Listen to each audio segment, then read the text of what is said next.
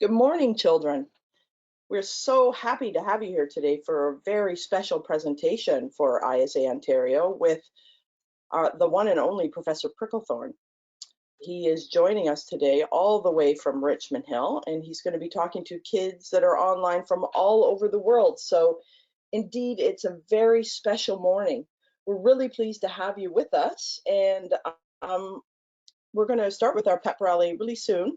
I just wanted to draw some attention to your handouts tab. So on your little control panel there's a handouts tab, and under the handouts, there are some gifts for you from Professor Pricklethorn. So one is a certificate, and the other is a coloring page that you can print off and do at home. Before we get started, I just want to say hello to Wyatt and Hayden from Aurora, as well as Addie and Anna, and Anthony in Cambridge, Danica in Newmarket, and Sarah in Bowmanville.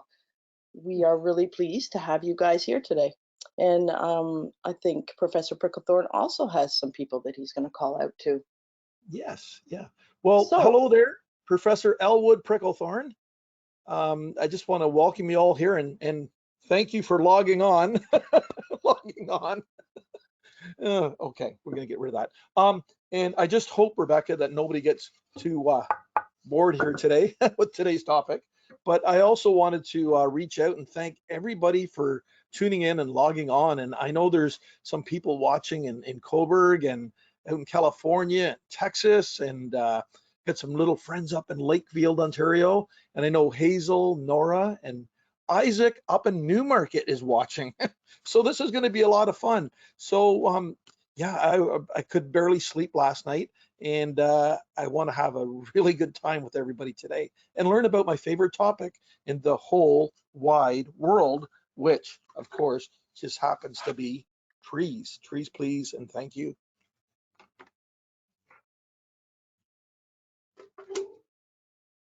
So Professor Pricklethorn, can we get started? We can get started, absolutely. Let's do this. Do we got a little movie to watch or something? I think we do. And at the end of the show, children, Professor Pricklethorn is going to be back to answer your questions. So if you have any questions and you know them already, you can input them under the little question mark on your tab on your control panel. Again, you type them in and Professor Pricklethorn will answer them all before the end of the show. So let's get this show started. Can't wait to see the movie. It's going to be good.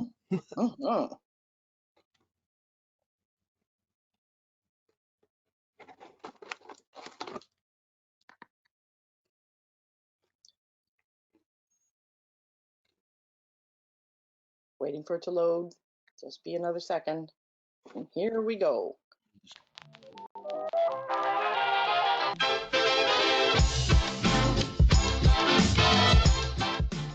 Well, hello there, my treeples. Professor Elwood Pricklethorn at your service, Barry. How you doing? Absolutely thrilled to be here today. I am a self-professed arbor-fessor and an internationally certified arborist, and thrilled to be working along with my friends over at the Ontario chapter of the International Society of Arboriculture. So what we're doing here today is we're breaking down some of the lessons that I take into classrooms all over North America. So welcome to my little studio over in Forest Green Valley, out in the back 40 here, out amongst the trees, and I'm going to present to you one of the most popular questions that I get asked when I'm out and about in the classrooms all over North America. That question: what are trees made of? So when I'm in classrooms and I ask that question, what are trees made of, it'll kind of go like this. I'll look over there and I'll see little Matthew over in Lakefield. Yes, Matthew, what are trees made of? And he'll be like, Professor Pricklethorn, trees are made of seeds. And I'll be like, yeah, pretty much, but what are seeds made of? And he'll be like, I don't know. And I'll be like, we'll talk later, right? Matthew, we'll get back to you. I'll look over. Oh, there's Rebecca in Toronto. Yes, Rebecca, what are trees made of? She'll be like, trees are made of bark. And I'll be like, well, what's bark made of? She'll be like, it's made of wood. And I'll be like, well, what's wood made of? And she'll be like, seeds. And I'll be like, wood, seeds, bark. Well, what is all that made of? And she'll be like, I don't know, stuff. And I'll be like, oh, quit playing with my brain, right? So what are trees? Oh, I was at this one place and this little guy's like, Professor Pricklethorn, trees are made of soil. The trees pull up all the soil into the trees. All the soil goes up. It makes the wood, the seeds, the bark, the branches, everything. Soil, soil. Trees are made of soil. I said, that's an interesting concept. But if the trees are made of soil, wouldn't there be a big hole beside every tree? And he was like, good concept. Guess not. I'm like, correct. So again, what are trees made of? Before we go any further, I must ask, has anybody ever done any cooking or baking up in the kitchen, right? Because when we do baking or cooking, it's a recipe. We need ingredients to make what we are baking. Like, if you bake bread, you need some flour, yeast, some salt, some water, different ingredients that we need. And that's much like how a tree is made. And I have brought with me right here what trees are made of. Here is ingredient number 1 for the recipe of trees. Whew. Air. That's incredible. Well, yeah, trees are made of air, but it's not exactly air, but trees are made of what is in the air. And what's in the air that trees are made of? Mostly carbon dioxide. That is the main ingredient of what trees are made of. So what exactly is carbon dioxide and what's in the air all around us? Well, I got this little pie graph here that I baked early this morning. And it shows exactly what's in the air all around us. Right now, there's 78% nitrogen, 20% oxygen, which is pretty good because I tried the 14% stuff once and I started turning blue like that color there. The other is 1%, and it's kind of concerning, but that's like argon, moisture, and dust. And what trees are interested in is the 1% carbon dioxide that's all around us right now. Can't see it, can't smell it, but it's out there. Trees absolutely love it. Trees are like a sponge with carbon dioxide, CO2. Where does this come from? Let's talk about that for a minute.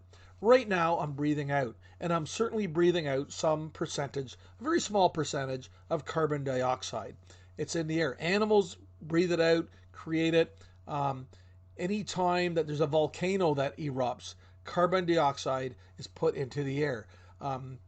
Geysers at Yellowstone National Park. The geysers are in Iceland and different places that it puts carbon dioxide into the air. Every time a farmer plows his field and disturbs the soil, carbon dioxide is released. If this tree behind me right here in Forest Valley fell over, hit my head, and then, was lying down and started to decompose and rot, it too releases carbon dioxide.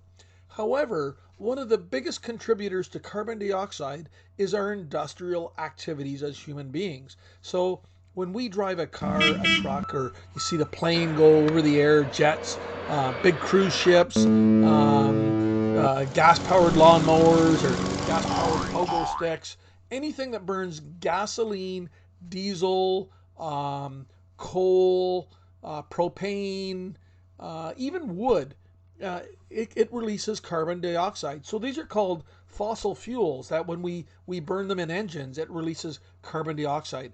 Industry, big factories essentially do the same thing, and they burn off this into the air, and it creates what you always hear this word, the carbon footprint. Dun dun dun dun. But the good news is trees absolutely love CO2 and they pull it up. I brought some with me right here. Can't see it, can't smell it, as I said. So we're going to get back to the recipe. So we have carbon dioxide inside here, inside what is the air, but we need a couple of more ingredients. So the next thing we need is water, H2O, and I got some right here. I'm going to have a little sip of it right now. The very water that we drink that comes from the rain cycle that fills our lakes, ponds, rivers, oceans, right? So the water comes down through the rain cycle. It hits the roots of the trees. The trees have the ability to pull it up through the trunk all the way up to the canopy. The canopy, by the way, is the top of the tree where the leaves are. And the trees have this ability to pull it all up. So they got the CO2 going there. They have the water, H2O, as an ingredient.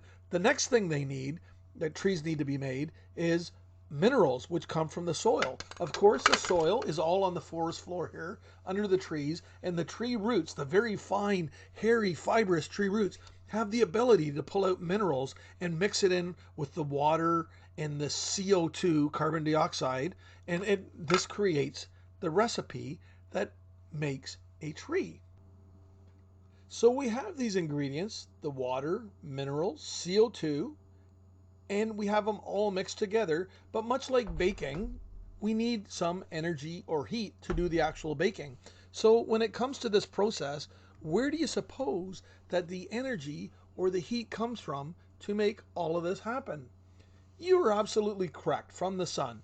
The energy and heat come from the sun, which is approximately 250 million kilometers away from us on the earth here, but there's still enough heat and energy that allow a process to happen where the CO2, minerals, and water are all mixed together to form a compound. And there's an incredible name for this whole process that it is called that makes a tree. And I've got it right here, and I'm going to hold it up high, and the process is called photosynthesis. Can we say that together? Photosynthesis. I love to have fun with words. And the word photo, does everybody know what that means? Photo is like a picture, but really photo means light. I don't know if you've ever tried to take a picture in a dark room, but a photo in a dark room, but there's nothing. So photo simply means light. Photo is when we capture light. And this word synthesis is to mean mix. When we synthesize music, we mix music. If we synthesize compounds, we mix compounds. So this great big word known as photosynthesis simply means mixing light. And that's what trees are able to do. They mix all of the compounds of the water, the minerals, and the carbon dioxide within the tree to make the tree grow. And it's just an incredible thing that trees pull in all this compounds and energy and build upon it and make a tree. Is that not incredible? So before I get too excited about photosynthesis and how trees are made and what they're made of, we should probably pull it back and actually look at the dictionary. So I was going through this dictionary, and it really doesn't make much sense to me what they're trying to... Oh, I see. So I looked up photosynthesis in the dictionary, and photosynthesis means the process in which energy from sunlight is used by green plants to form complex substances from CO2, carbon dioxide, and H2O. So the big photosynthesis, this great big word, simply means a process through sunlight that it creates compounds to create the tree. So back to the original question, what are trees made of? Trees are 88% carbon, 6% minerals, and 6% water. Remember that for trivia night. What are trees made of? So it's an incredible thing. There's not even an iPhone app that does this stuff. Only trees do it. So just to wrap things up here today, I want to thank you all for watching. I had a lot of fun with this, and I hope you did too. I want to circle back and thank my good friends over at the Ontario chapter of the International Society of Arboriculture, where they have over 1,100 members helping and working on our trees all over Ontario. I want to thank both the Canadian Tree Fund and the International Tree Fund for all their help and support on my projects and research and education. So, trees please, and thank you.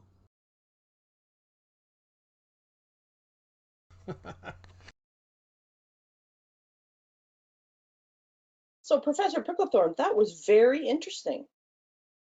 Yeah, welcome back, everybody. Welcome back. I bet you that's going to pose a lot of questions. There's probably a lot of questions about how trees are made, and I'd be happy to answer some. Or I'm sure, but before we get to the questions, can we just launch a couple of polls to see how the children are feeling and ask them some questions? Absolutely, that would be great. I'd like that. Okay, so here comes our first poll, children, and should be showing up on your screen now. What's your favorite tree? Is it a maple? Is it an oak? Maybe it's a pine tree or a beech tree?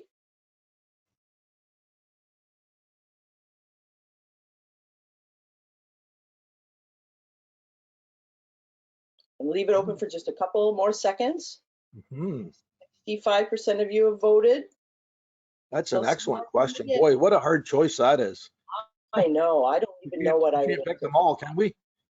Yeah, no, we can't. We've got to choose one. Okay, so I'm going to close the poll now. Boy. And here are the results. Wow, look at that. So 57% of the people out there today chose maple, 15% like oaks, 15% like pine, and 13% like beech. Now that's not the beech that you go and lie on and in the sun and dig with your pail and there could be a beach near the beach. True, could be a beach near the beach. Right. Okay, so we've got another question, and let's see what happens with this one. What kind of maple tree does maple syrup come from? Oh, that's a tough one. Oh boy. It's sweet though, isn't it? Maple syrup. Yeah. Yeah. It is. But 50% of you have voted now. We've got Crimson King maples, Japanese maples, sugar maples, or Norway maples. I think I know. You think you know? Yeah. Okay, let's close the poll and see what the results are. Oh, yeah, of course. Look at that. 90% of people said sugar maple, and of course that's the right answer. Yeah. Good job, everybody. Mm-hmm. And let's go for one more poll. And this one is a very important question. I hope you all get it right. Does Professor Pricklethorn need a haircut? Oh Yeah. Boy. I know. You know, it is during COVID though, and haircuts are very difficult to come by, especially in Toronto. Sometimes you just got to go with it, you know. Professor, are you going to listen to the children? I will. Whatever they say. They probably know better than me. You know? I just get carried away on stuff. Okay, we're closing the poll now, sharing the results. Oh boy, that's a mixed. 2% of people say yes and 48% say no. That's a pretty even split there, Professor. Maybe I can just get a little off the sides. Yeah, a little off the side, maybe a little off the top. Okay, bring it down. Yeah, that's bring it down. You know, we don't like to plard our top trees, but I guess we can do that to my hair. Okay, so now let's move to a couple questions, and we've got our friend Bridget helping us with questions. Hi, Bridget. So, Bridget, can you take it away? Yes. Hello, Professor. Thanks so much for being here today. Oh, thanks so much for helping us out, Bridget. This is great.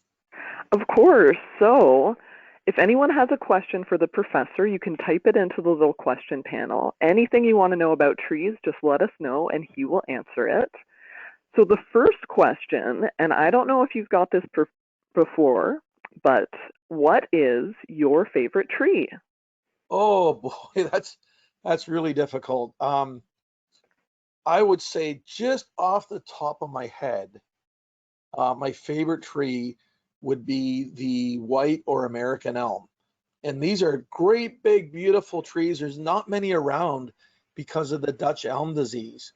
But it's a funny thing. I can drive in northern Ontario at night and just see silhouettes of trees and guide myself on these old back roads just by the silhouette of the elm trees.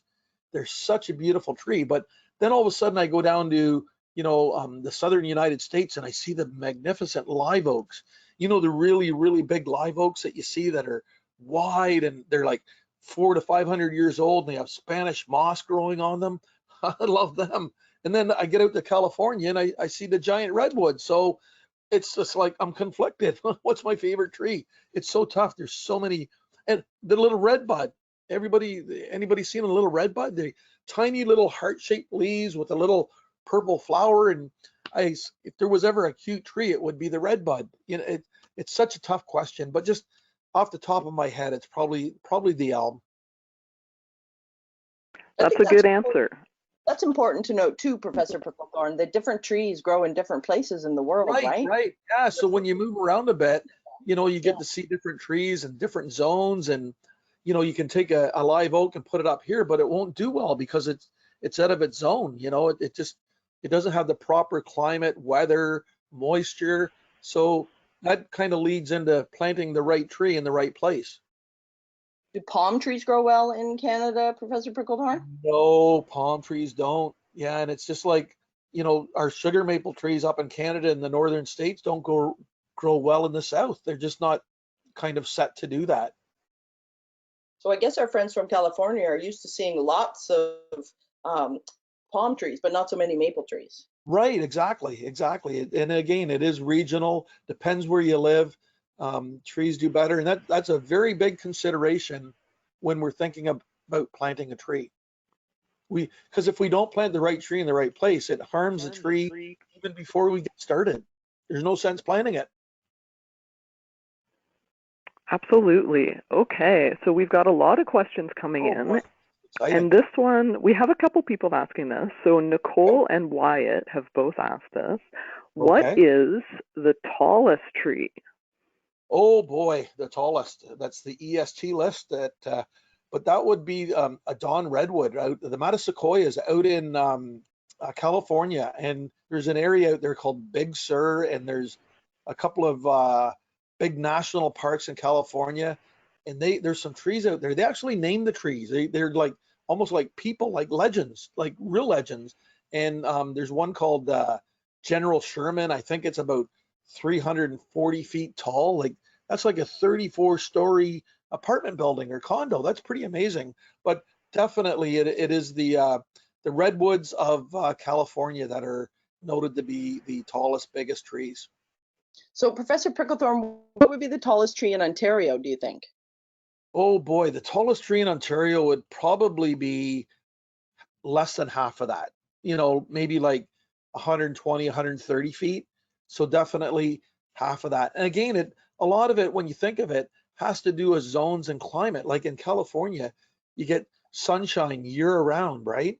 And you get like probably like a moisture, humidity, and it all gives a tree a better ability to grow and grow rapidly most of the year around. Whereas our trees up here in Ontario, Canada, go dormant in the winter. Like the sun goes away, the sun shifts, and things get cold, the leaves fall off. So they literally stop growing for, 4, 5, 6 months a year. Whereas in, California or like closer in Mexico or, we're closer to where the equator is, they're growing all year round. So it's almost like they get a jump on things. So would the tallest tree in Ontario be the eastern white pine then, if it grows to? I would think so. The eastern white pine is a beautiful tree, and that's the tree you see a lot of artists, particularly in Canada, the group of 7, they really focused on the eastern white pines of northern Ontario. So that'd probably be the tallest one in Ontario. Yeah. And that's the Ontario's tree too, isn't it? So that is our official provincial tree. Yeah, interesting. Yep. Mm-hmm. Wow. Okay. So here's another one from William, Tyler, and Andrea. How many trees have we found in the world? Oh, that is an incredible number. That would be probably up in the hundreds of thousands. And not only on occasion they still find trees. They get into these really remote areas, and they have botanists and scientists, and all of a sudden they come upon a tree they can't identify. So they take a sample or a cutting or a leaf, and they take it back to a laboratory, and they do like carbon testing and dating, and they figure out, wow, there's a new tree we've never even found before, because it's totally different than trees on their database. But I would suggest there's probably close to 200,000 different types of trees. And then within that, like even a maple tree, there's probably like hundreds of different varieties of a maple tree, where there's like Norway maple, crimson king, Japanese maple, sugar maple, harlequin maple, all these black maple, red maple, all these different maples that are kind of subsets of the maple tree. So there's a lot of trees out there. That was a good That's a lot of question. trees. Yeah, yeah. And you can do that almost for like an ash tree. There's green ash, blue ash, there's mountain ash. There's all these different subsets and varieties of particular trees. Wow. Yeah. Okay. Exciting. Yeah. Can you imagine Okay. finding a new tree? All right. So this is a good one. Okay. Can trees live in the desert? And that's from Wyatt. Wyatt, wow. Probably like when you're talking the severe desert, I don't think so. There's not a lot that exists in a severe desert. Trees, when I talked about what are trees made of, one of the most important ingredients of trees is water, H2O. And I'm going to have a little sip of my H2O right now. So if you're missing an ingredient, trees are not able to do the process of photosynthesis because they are missing an ingredient. So trees in a desert setting probably aren't going to grow because they don't have water. They would have carbon dioxide. They may have some minerals, limited minerals in the sand, but they definitely don't have water. So there could be a point like where it transitions from a meadow to get drier and drier. Then all of a sudden you're into the desert. There will just be less trees, and all of a sudden there'll be no trees because there's no water to support them. Good answer. Okay, so trees need water. That's very important. Yeah. Yes. Okay, so I have some questions here about leaves. Okay. How do leaves grow on trees? And that's from Chloe. Hey, Chloe, that's a good question. Well, leaves are almost. I'm gonna pull my little thing up here again. Leaves are almost like a solar panel. You know, like a solar panel that we see on roofs to collect the sun's energy. So leaves collect the sun's energy, and a lot of times you'll see leaves will actually somewhat turn towards the sun. So it's part of the whole process of photosynthesis, and the leaves are grown with all of the compounds that are created with the carbon and the water and the minerals to become a leaf. And the leaves are needed simply to collect the power from the sun. And within the leaf, they do this they transform the sugars and glucoses and the waters into compounds and energies that make the tree grow. And then it's all dependent on the sun. So when the sun goes away in like up in Ontario, Canada here, when it goes away and we get less and less of it in October and November, the leaves aren't needed as much. So the leaves actually start to shrink. The little petal here starts to shrink. And eventually in the summer, we're getting like 12 to 14 hours of sunlight a day. In that time of year, we may be getting like 7 or 8 or even 6 as we get into November hours of sunlight a day. The trees and the little petal shrinks and the leaves fall off because the sun goes away. So the leaves and their whole function is all dependent upon sunshine. And of course, what happens when the sun comes back in the spring? The leaves are created again through the buds on all of the stems. But they need sun, they need carbon dioxide, they need water and nutrients. That is so cool. So, just talking about leaves still, this is from Ryan. Why do leaves change color in the fall? And this is another question for you. What is your favorite tree leaf color in the fall? That follows up with Chloe's question, Ryan. That's excellent because it's a great segue, as we like to say, or a great transition into a new question.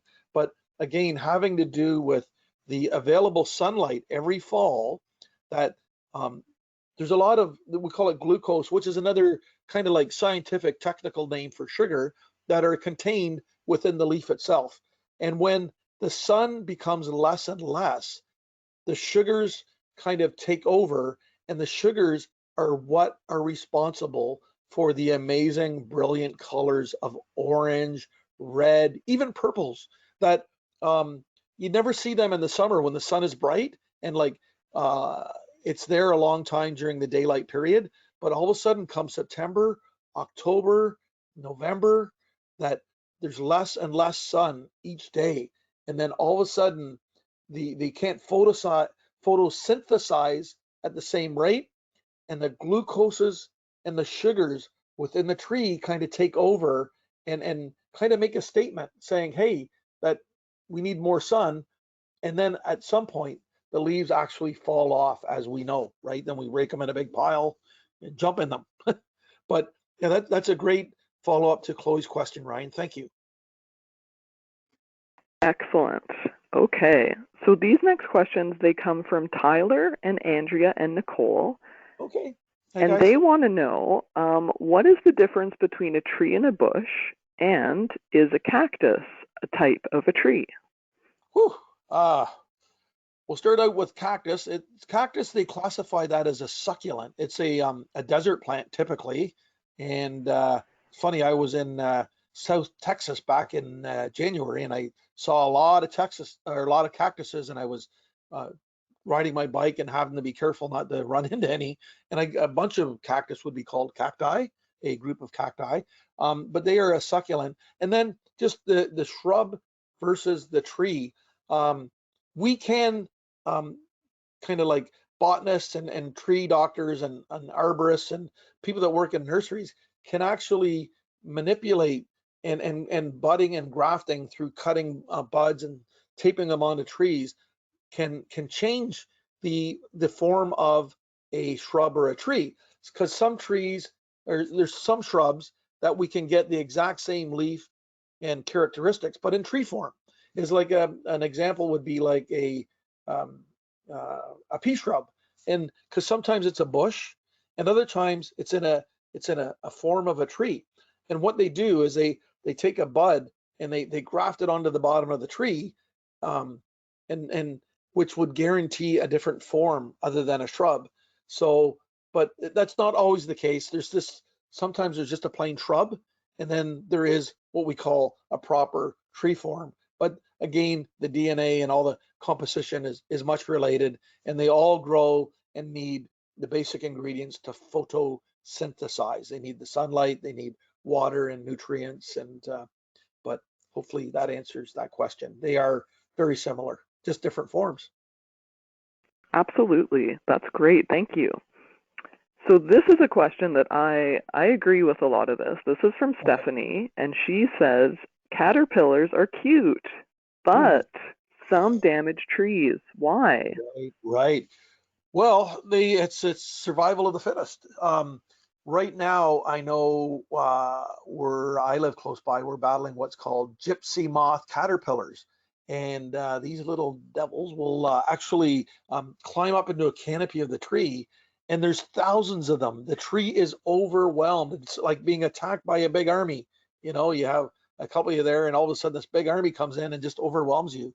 And they eat all the leaves, and they what's called defoliate the tree. And sometimes it's weird. They will eat all the soft parts of the leaves and just leave the little tough veins. And you'll look up and you'll be like, wow, what happened here? And it's a caterpillar.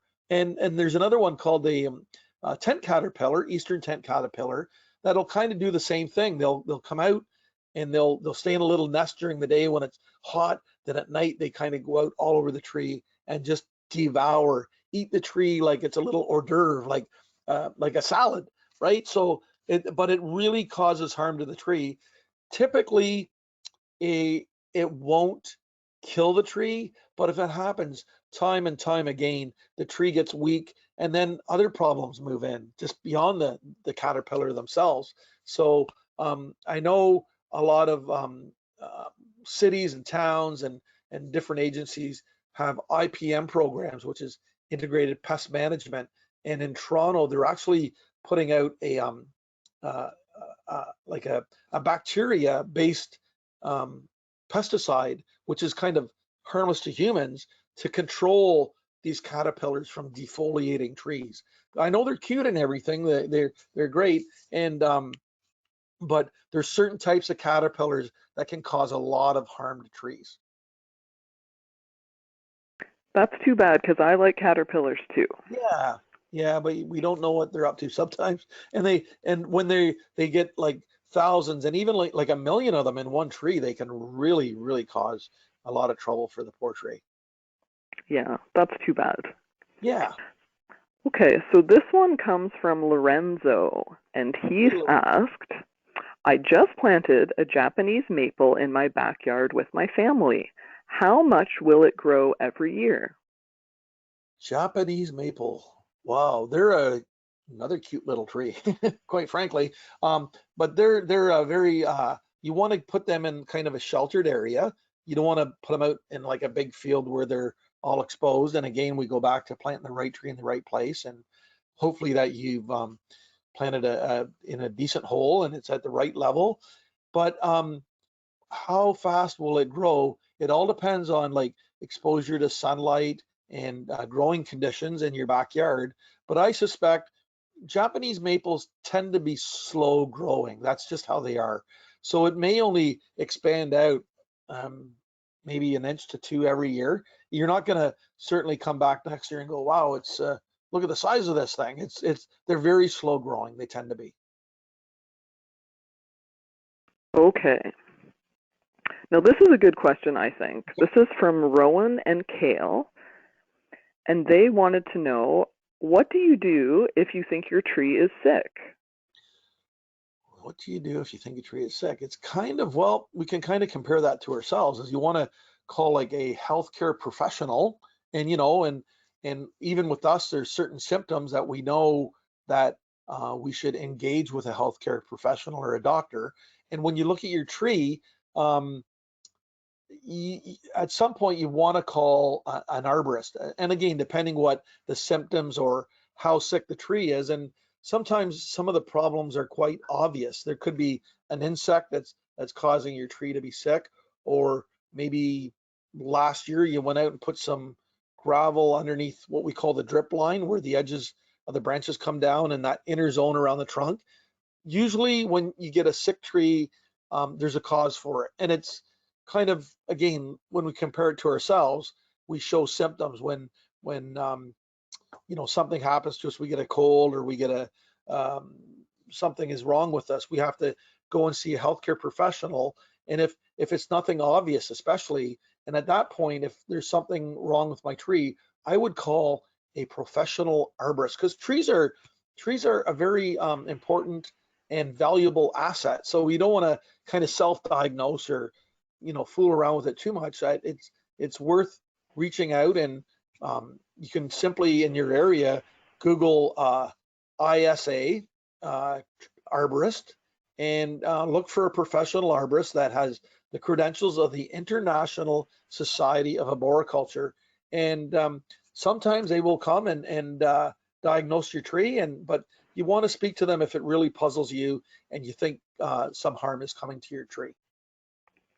Great idea. Yeah. Bridget, can I just interrupt you for 1 minute? Because we've had a question come in over the internet through email, and I just want to make sure it doesn't get forgotten. Sure. So, Professor Pricklethorn, Maddie, she's 8 years old. She wants to know if the world can survive without trees. Humans keep cutting down forests. What would happen without trees? Oh boy, where do I even start with this? It would not be a pleasant world on many levels. Trees give us food. They scrub the air. They give us oxygen.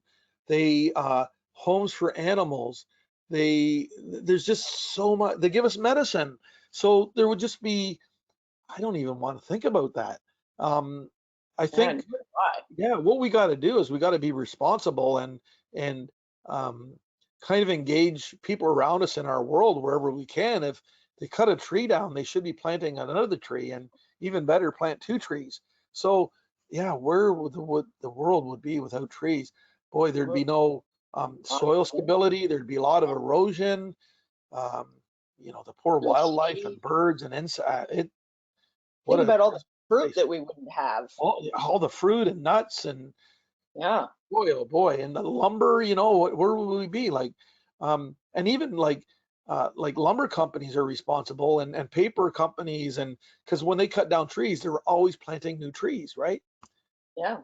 So I think that, my takeaway from that question too is like, we just really have to, do our part and convince people that if they're going to cut down a tree, plant another tree, and the old saying, plant the right tree in the right place, right? So yeah, oh, Right. I just had a shiver when I got that question. Yeah. Yeah. Following that, Professor Pricklethorn, let's have another poll. Okay. And, I am going to launch this poll now. So there it is. What is your favorite fruit tree? Oh, that's excellent timing for this. Yeah. These are tough choices. We've got a choice of an apple, a banana, a pear, or a cherry tree. Those are really tough choices. I like all of those things. Couldn't I we don't just think I cut them all up and put them in a bowl? Yeah. Do they have fruit salad trees? Well, no, I think they leave that up to us, I guess. Oh, okay. Yeah. Yeah. So Boy, we've yeah, you can got only have one, right? 7% of people. Yeah, we can only choose one. So we're going to close Yeah. the poll in a minute. Okay. I know Okay. I think I know what I like. Yeah. Closing the poll now, and let's share the results.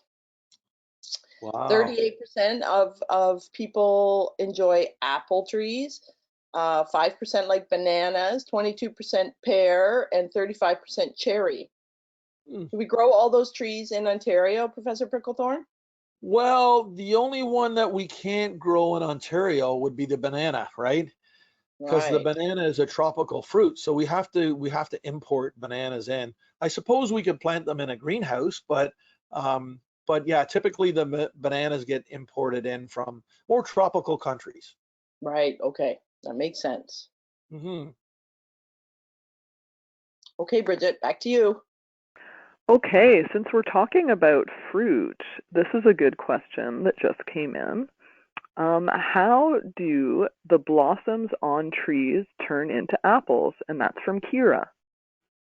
Wow, that's a really good question because yeah, it's reproductive because the apples are really within the apple is the seed. So if you cut an apple open, within it is the little apple seeds. So the apple, the fruit itself, is developed from the blossom, right? It's part of the reproductive system of the actual tree, and the tree creates the fruit, which is the apple, and the seeds are actually within inside the fruit, very much like a pear tree or even an orange. The seeds are within inside. So the fruit itself is just a protective cover for the seeds. But yeah, it all kind of develops off of the blossom of the tree and the reproductive system of the tree. That makes sense. Mm-hmm. So talking about blossoms and flowers on trees, Skylar wanted to know, what tree do you think has the prettiest flower? Oh boy, I'm gonna go back to one of my favorite, cutest little trees, and that would be the eastern redbud. This tree is, one of my favorites. It's such a small, tight little urban tree. It has a heart-shaped leaf, and every spring it has this beautiful purple kind of fuchsia-covered little flower. And a little culinary tip here: you can put the flower on salads, like garnish your salads with the flower. It's edible, and yeah, they're just such a beautiful little tree, and they're perfect for like cityscapes because they're very compact. They don't grow too big, when you get small yards in the cities. And again, it's such a beautiful little flower. And Professor Pricklethorn, are redbuds native to Ontario? They are native. Yeah, they're native, so they do quite well up in this area. Yeah. I think, children, if you look at the questions and answers slide, the pink flowers on that slide are actually from the redbud tree. Ooh. I believe. Huh. Those are very pretty. They Yeah, are they're pretty. gorgeous. I agree. It's one of my favorite trees. Yeah. They almost look very floaty, fairy-like in the springtime, don't they? Yeah, they when do. they're floating on their little on their little branches. The branches, yeah, they kind of hovering. Yeah. And again, just how trees do and location. The redbud won't do well where it's really hot, like down south. they have definite preferences where they do well and thrive. That's good. Okay, so we'll take a couple more questions here. And since we're talking about fruit, we have one from Sarah. How fast does an orange tree grow? We just sprouted one from a seed. Wow, yeah.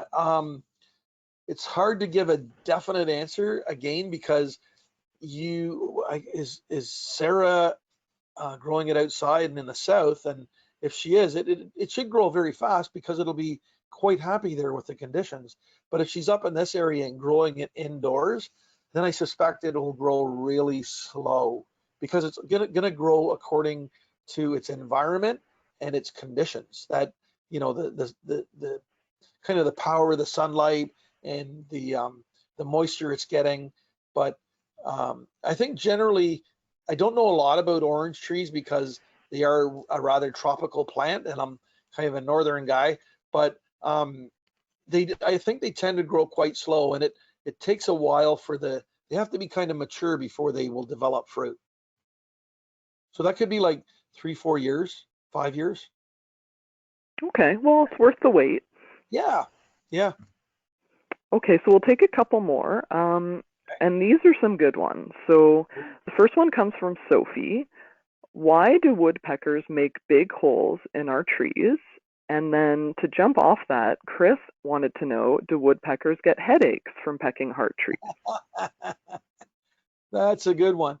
Well, number one, woodpeckers are looking for food. So by them foraging into a tree, they're simply looking for little larvae, like little tiny worms or other little boring insects. And I don't mean boring that they're no fun, but I mean they tunnel their way in. So woodpeckers are pecking away at that tree with force, trying to expose and peck at the little insects within.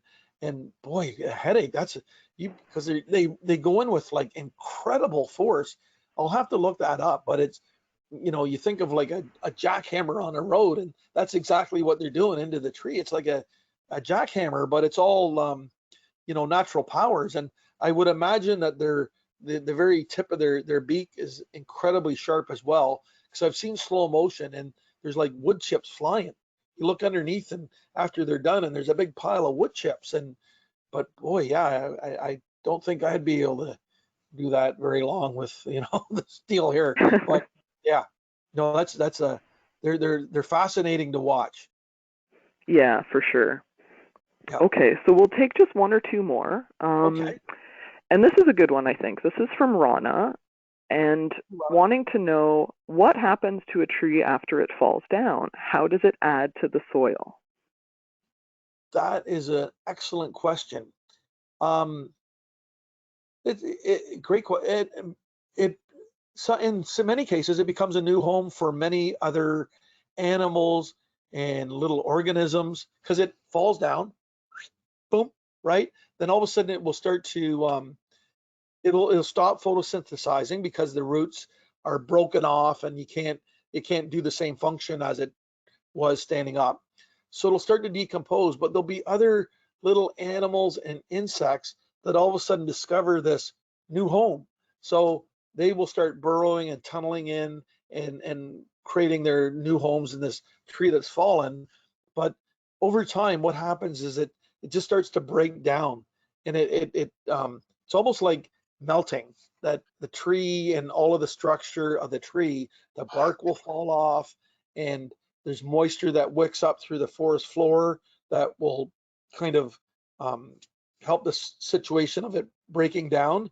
And it simply decomposes, it melts and becomes part of the forest floor again. But before that typically happens, it is used as a new home by countless insects and organisms. And you may get a little bunny burrowing in. You may get a home for raccoons. But yeah, it becomes almost like repurposed. That's great. That's yeah. Thanks, good. Sophie. Okay.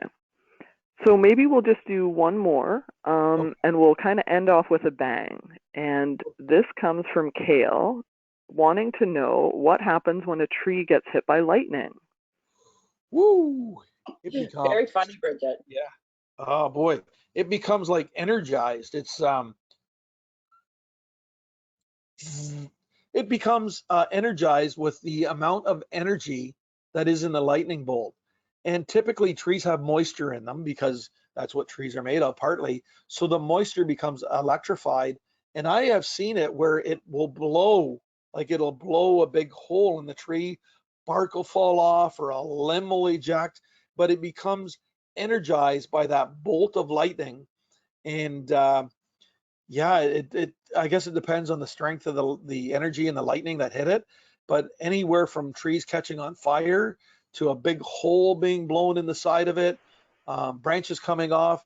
I do know though, like in urban areas, when trees get hit by lightning, you do want to have like a certified arborist or a tree professional inspect the tree after, because typically it's going to be like compromised, as they say, or it's going to have some faults or irregularities, and it may not be stable anymore that after it got hit by lightning like that.